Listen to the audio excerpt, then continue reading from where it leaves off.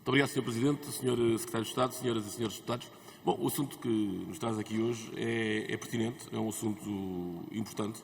Esta proposta de lei que estabelece o regime jurídico das SADs. E isto porque acontece no nosso país, e tem acontecido ultimamente particularmente, diversas situações que nos deixam embaraçados e deixam particularmente o desporto português embaraçado. Eu vou-vos dar um exemplo muito concreto do que se passou e do que se passa, por exemplo, no Distrito de Porto Alegre.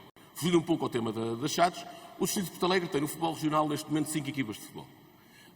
Isto significa que o desporto, e particularmente o futebol em Porto Alegre, está esquecido e está prestes a acabar. Eu não sei se no ano que vem irá haver competição ou irá haver campeonato naquela região do país. Depois existe a formação, que é extremamente importante e que acho que este Governo devia apoiar muito mais a formação do que aquilo que faz.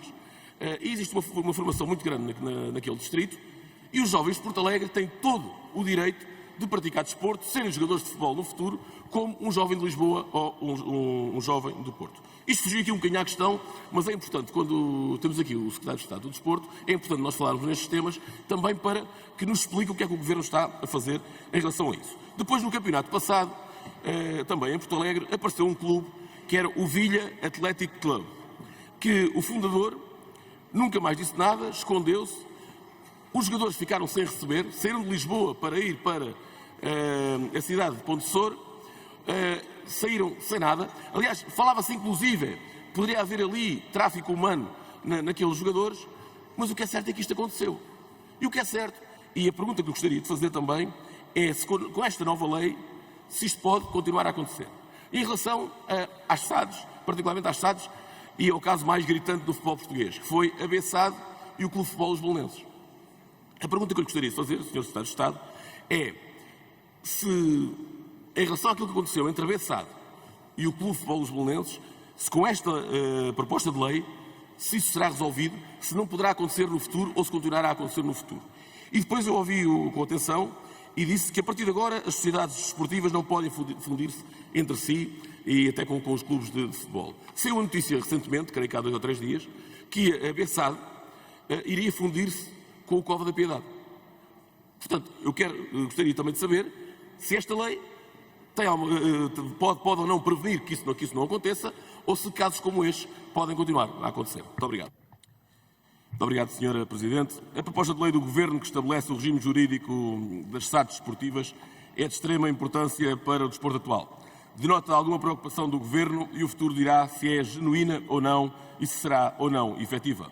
Conseguimos apreender o interesse na matéria e que, de facto, se avança no sentido de colmatar situações problemáticas que têm ocorrido, mediáticas e conhecidas na sociedade civil, que levaram a casos de extinção ou refundação de históricas instituições e, por outro lado, à criação de aberrações jurídicas que se dizem clubes ou sociedades desportivas, mas que mais não passam do aproveitamento da parca regulamentação e, para quem realmente vive o desporto, consequência daquilo que é o futebol moderno.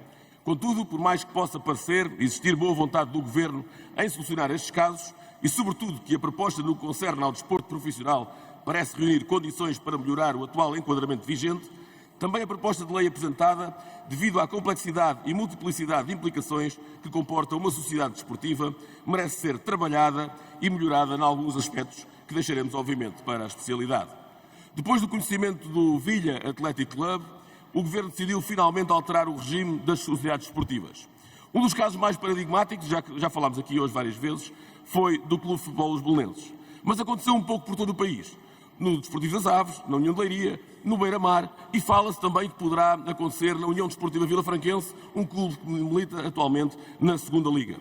Se falamos hoje na necessidade de medidas que regulem efetivamente as relações entre clubes e sociedades desportivas, a salvaguarda da idoneidade e transparência por forma a garantir investidores credíveis, tal como questões de publicidade e conflitos de interesses, jamais poderíamos deixar de mencionar o facilitador de negócios, Rui Pedro Soares, o tal que esteve envolvido no caso do Tagus Parque, que foi indicado por José Sócrates para a PT e queria pagar a Sport TV ao ex-primeiro-ministro na prisão.